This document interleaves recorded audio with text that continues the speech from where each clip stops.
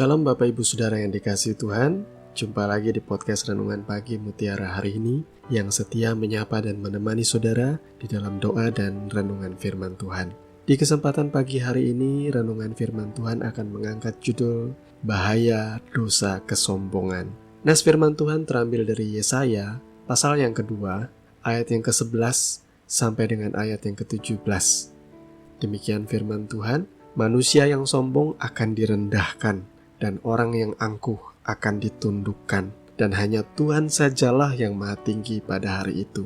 Sebab Tuhan semesta alam menetapkan suatu hari untuk menghukum semua yang congkak dan angkuh, serta menghukum semua yang meninggikan diri supaya direndahkan, untuk menghukum semua pohon ares di Libanon yang tumbuh meninggi dan tetap menjulang, dan menghukum semua pohon terbantin di Basan, untuk menghukum semua gunung yang tinggi-tinggi dan semua bukit yang menjulang ke atas, untuk menghukum semua menara yang tinggi-tinggi dan semua tembok yang berkubu, untuk menghukum semua kapal Tarsis dan semua kapal yang paling indah. Manusia yang sombong akan ditundukkan, dan orang yang angkuh akan direndahkan. Hanya Tuhan sajalah yang maha tinggi pada hari itu. Amin. Bapak Ibu Saudara yang dikasihi Tuhan, saudara tentu tahu bahwa Tuhan sangat membenci yang namanya kesombongan. Dan selama saya mempelajari firman Tuhan, saya menemukan setidaknya ada dua macam kesombongan.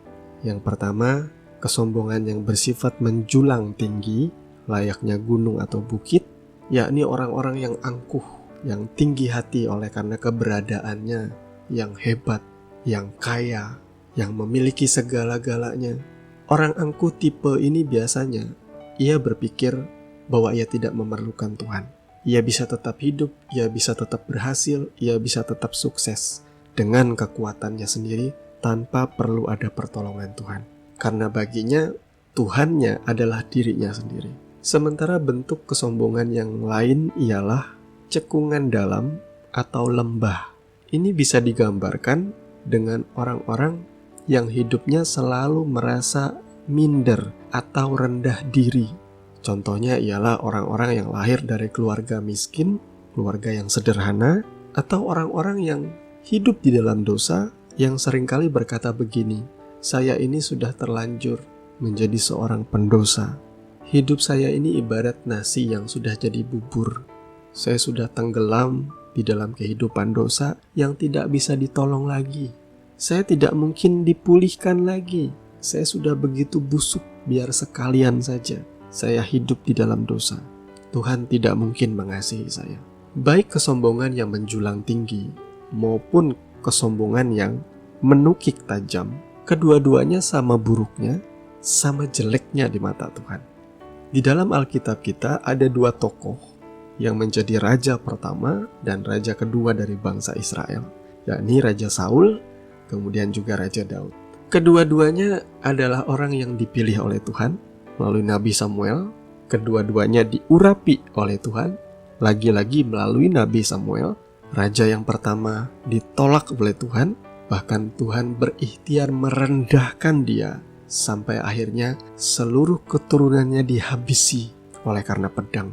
Sementara raja yang kedua, Raja Daud, Tuhan berkenan meninggikan dia, bahkan menegakkan kerajaannya untuk selama-lamanya, sampai kepada keturunan yang agung yang mulia, Sang Mesias, yaitu Tuhan Yesus Kristus pun lahir dari garis keturunan Raja Daud.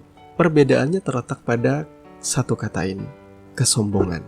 Raja Saul adalah raja yang sangat sombong.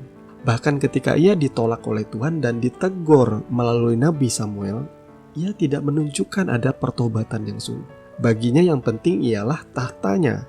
Bahkan ketika Raja Daud pada saat masih menjadi ajudan atau bawahan Saul, berkali-kali Saul berusaha untuk membunuh Daud. Karena bagi Saul, Daud adalah ancaman bagi tahta kerajaannya. Ia menghasut tentara-tentaranya bahkan seluruh Israel untuk mengejar Daud. Semua orang yang ketahuan mendukung atau membela Daud akan dia bunuh, termasuk para imam-imam yang ada di Nob, dihabisi oleh Saul semuanya. Sehingga wajar, akhir dari kehidupan Saul itu begitu menyedihkan. Sampai akhirnya ia mati di medan perang dengan cara menjatuhkan dirinya di atas pedang. Begitu memilukan betapa Tuhan merendahkan orang yang sombong yang mengandalkan kekuatannya sendiri. Saya percaya sebenarnya Tuhan berkali-kali memberikan kesempatan bagi Raja Saul untuk bertobat dan kembali kepadanya. Tetapi apa yang bisa kita lihat ialah kisah Saul menunjukkan bagaimana akhir hidup dari orang yang begitu angkuh, sombong di hadapan Tuhan. Sementara itu sebaliknya Raja Daud adalah orang yang dipakai Tuhan luar biasa, yang selalu memenangkan pertempuran dan peperangan, yang disertai dan dijadikan berhasil oleh Tuhan. Dan saat ia melakukan dosa yang jahat di hadapan Tuhan, ia ditegur oleh Nabi Nathan. Bagaimana sikap Daud? Ia merendahkan diri. Ia meminta ampun kepada Tuhan. Ini menunjukkan satu hal.